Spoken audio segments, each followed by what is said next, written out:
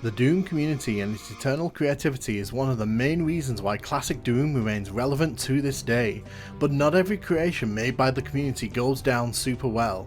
To celebrate 10 years of Doom, yes, that's 2003, DoomWorld wrote up a list of the top 10 most infamous WODs from that time. I figured, given the recent discussion around the modern Doom port and the content being uploaded to its mod section, it'd be fun to dive into a bit of Doom history and take a quick glance at the WODs that were considered controversial and infamous back in the day. To be clear, I'm not going to be doing full playthroughs of these level sets, but I might be tempted to do individual full playthroughs in the future. This video is just exploring and discussing what made these levels infamous and whether they still belong on such a list. Let me know in the comments what your thoughts are on this list, and which modern Doom WODs and mods would you put on the infamous list if we were to recreate this in the modern times. The first level we're going to look at in this list is The Sky May Be. I'm just going to let you listen to the sound changes here. The gun is good. The gun is good. If this was the extent of the changes made to this 1997 WOD, then things might not be so infamous. However, it's not just what you're seeing here. The first two levels of this WOD are pretty unremarkable, as you can see. This kind of serves more as a training ground than anything else. This is the first level, and I'm just going to showcase it here. We're going to jump to the second level now, and you can see that this one is even bigger and even uglier.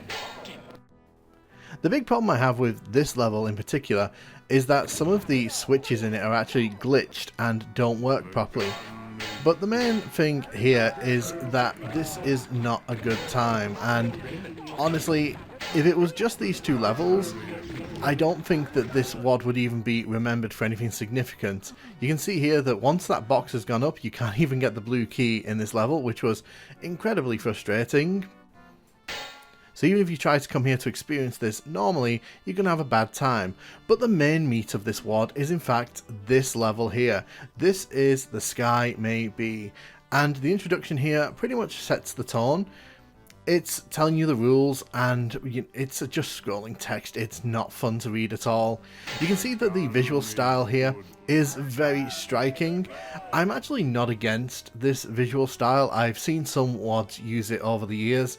The massive problem with this one is that it's basically just filled with a bunch of joke rooms. So for example, walk through here, imps attack you from the walls. Come into this room here and you get attacked by spider masterminds and a bunch of spectres. It's not good, let me tell you. And when you head into this room here, it is one of the most trippy rooms I've ever been in, as the doors can easily disappear and you can just kind of get stuck in the starry void here. I will say this is probably my favourite encounter here, fighting this Baron of Hell in the stars. And probably the most frustrating part of this level is trying to navigate these coloured platforms here. It has its own unique style and I appreciate what it's trying to do, but honestly this is a pretty terrible time and it's not even that good at what it's trying to do. So yeah, The Sky May Be definitely worthy of that infamous tag. The next level we're going to look at here is wow.wod, and you will say wow indeed, because this is all you're going to get. It's a cyber demon in a hole. Back when this came out, it was deemed very low effort. There isn't even an exit to the level, so if you show up here, you basically just have to deal with the cyber demon and that's it. There is a story blurb about the cyber demon being sad, and that's in the text file. That would be great if it was actually presented in any way here. However, this is about as low effort as you can get. So I'm going to take this cyber demon out here just to put him out of his misery and free him from this prison. So trigger warning on this one, feel free to use the timestamps to skip over if you don't want to hear about the real life stuff here. This one is infamous not because of what it is, but because of who made it. Unfortunately, this level was made by Eric Harris, who, as we all know, was involved in the Columbine school shootings. When you look at the death animations in this one, they're slightly more gory than they normally would be, and you can see more blood and guts exploding, which kind of speaks to the mindset of the individual themselves. This level set is only 2 levels long, and frankly it's very unremarkable. I genuinely wouldn't recommend hunting this one down, not just because of who made it, but because, like I keep saying, it is very unremarkable and it's not even worth the effort of trying it out because it's just got no unique ideas and it's just bland. But it definitely does deserve its spot on the infamous list. The next level we're going to talk about here is Nuts. Nuts was one of the first WODs to really kind of just showcase how many enemies you can put in Doom and how quickly things can fall apart. Playing this level on older hardware will result in a very uneven experience. Of course there is Nuts 2 and Nuts 3, there are also other variations, but let's be honest, it's the original that everyone remembers and there's a reason why people keep coming back to this one because it is pretty stupid. I'm just doing a run through here just to showcase that you can actually complete this without cheating. As you can see, once you've completed the first chamber, there's a whole bunch of cyber demons, archviles and spider masterminds waiting in the second one.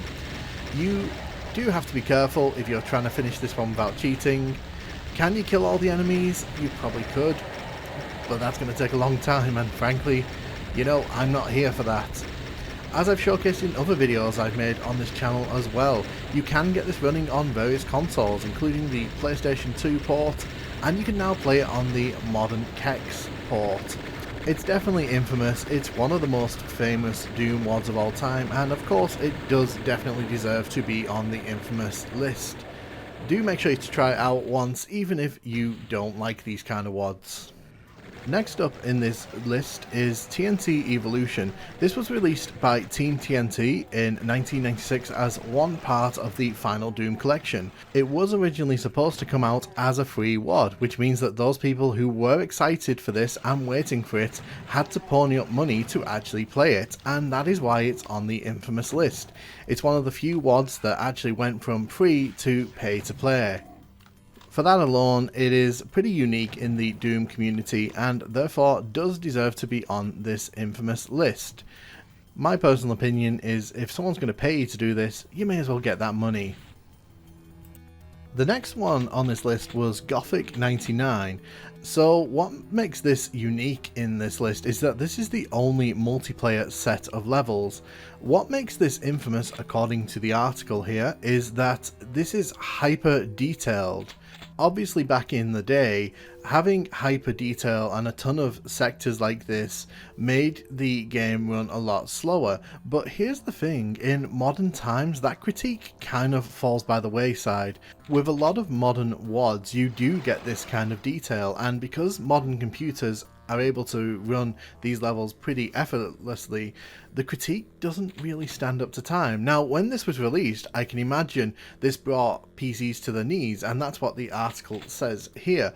But for my money, coming in playing in 2024 here, I think this looks pretty good, and it's aged pretty well in my opinion.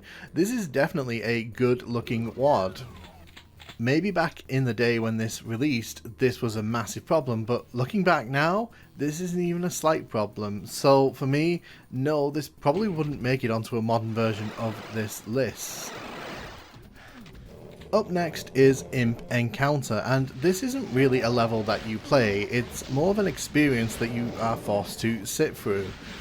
As you're seeing here, DoomGuy is battling these cacodemons, but that is not what this WOD is known for.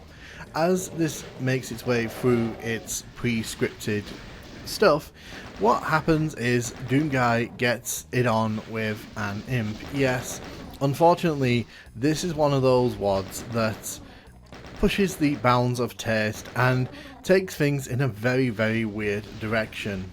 Suffice to say, it's kind of funny, but it's also kind of gross, and it's one of those things where you'll see it once, you'll laugh, you'll chuckle, and then you'll never remember it. Does it deserve to be on this infamous list? Very much so, but that doesn't mean that it's actually any good.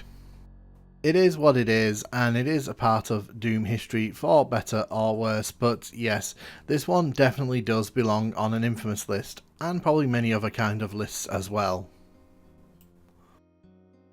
This 1998 WOD called Mockery is up next. This is credited as the first joke WOD. It is a homage to all the awful DoomWorld's that have appeared over the year. The irony, of course, is that this level isn't even that bad. In fact, I wouldn't even say it's the worst WOD that I've played today. But because it was the first joke WOD, it gets the honour of being listed here. So you can thank this WOD for all the other joke WODs that have appeared over the years, whether you love them or not. I personally don't. But this honestly is quite fun and a nice little nod to all the awful Doom WODs that you've experienced over the years. Up next is 1998's SLIGE. This isn't a WOD, but a level generator that became widely popular in the late 90s, and it led to a large influx of generated levels that gave us this amazing boxy aesthetic. If you've ever used one of these, you can tell straight away when a level has been created using this.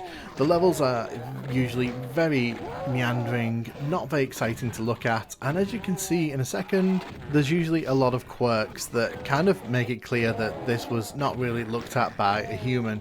The reason it's on the infamous list is because a lot of WOD makers back in the day would simply take these levels and try to upload them and share them. And let's be honest, have you ever enjoyed any of these levels? Of course you haven't. The final entry on this list is Mordeth Episode 2, and what you're seeing here is the first 6 levels of Mordeth released in 1997. Unfortunately, Mordeth became a victim of promises, and nothing following up. The second episode, which was supposed to add more levels into this, never materialised. And that led to this WOD becoming something of a meme within the Doom community, because it just never materialised. What's kind of sad is that some of the city levels in this are much better than what you'd find in the base Doom 2 game. By modern standards, this isn't all that exciting, but back in the day, stuff like this was pretty fun for the community, and people would probably have wanted to finish this one out. I did do some research and found that no, the second episode was never released, or even the promised third episode, which again just kind of goes to show you just how overly ambitious the creator of this one was in promising stuff. Is it infamous? I mean, it was a meme back in the day, so I guess it kind of makes sense that it would make it onto a list like this. Let me know in the comments what your thoughts on these levels in this list are. Did you like them? Did you hate them? Do you think they're infamous? And which modern WODs would you put on this list if it was to be remade now?